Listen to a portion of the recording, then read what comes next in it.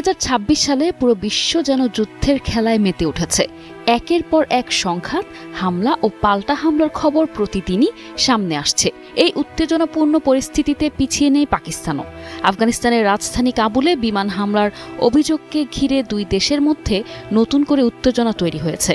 তালেবান সরকার যেখানে বড় ধরনের বেসামরিক হতাহতের দাবি করছে, সেখানে পাকিস্তান বলছে তারা কেবল নির্দিষ্ট সামরিক লক্ষ্যবস্তুতেই হামলা চালিয়েছে। এই ঘটনার ফলে এশিয়া জুড়ে উদ্বেগ ও অনিশ্চয়তা আরও বেড়ে গেছে।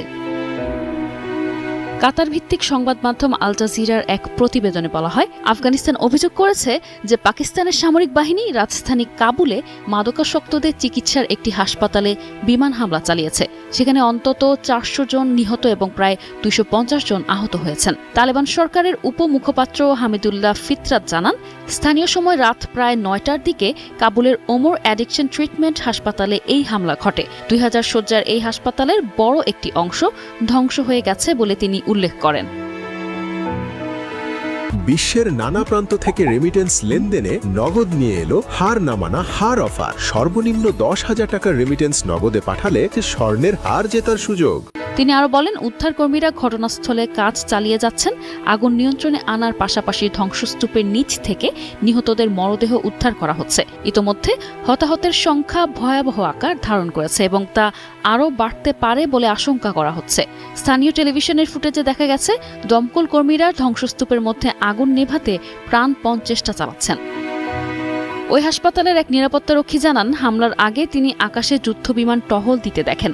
তার ভাষ্য অনুযায়ী আশপাশের সামরিক ইউনিট অবস্থান করছিল এবং তারা বিমানটির দিকে গুলি চালালে বিমানটি বোমা নিক্ষেপ করে, যার ফলে ভয়াবহ বিস্ফোরণ ও অগ্নিকাণ্ডের সৃষ্টি হয়। তিনি দাবি করেন, নিহত ও আহতদের সবাই বেসামরিক মানুষ। অন্যদিকে পাকিস্তান এই অভিযোগ সম্পূর্ণভাবে অস্বীকার করেছে।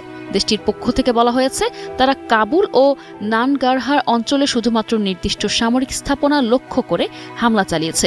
এই হামলায় বেসামরিক ক্ষয়ক্ষতি এড়ানোর চেষ্টা করা হয়েছে বলেও দাবি করা হয় এবং তালেবান সরকারের অভিযোগকে ভুল ও বিভ্রান্তিকর বলে উল্লেখ করা হয়েছে। শেষ পর্যন্ত এই ঘটনার সত্যতা নিয়ে দুই দেশের পাল্টাপাল্টি বক্তব্য পরিস্থিতিকে আরও জটিল করে তুলেছে। একদিকে বেসামরিক হতাহতের ভয়াবহ দাবি, অন্যদিকে তা সম্পূর্ণ অস্বীকার। সব মিলিয়ে প্রশ্ন উঠছে, আসলে কি ঘটেছিল কাবুলে সেই রাতে? আন্তর্জাতিক মহলের দৃষ্টি এখন এই ঘটনাতেই নিবদ্ধ। বিশ্লেষকরা বলছেন, যদি দ্রুত নিয়ন্ত্রণে আনা না যায় তাহলে এই সংঘাত আরও বড় আকার ধারণ করতে পারে। নিশা আলম, নিউজ ডেস্ক, 21 টেলিভিশন।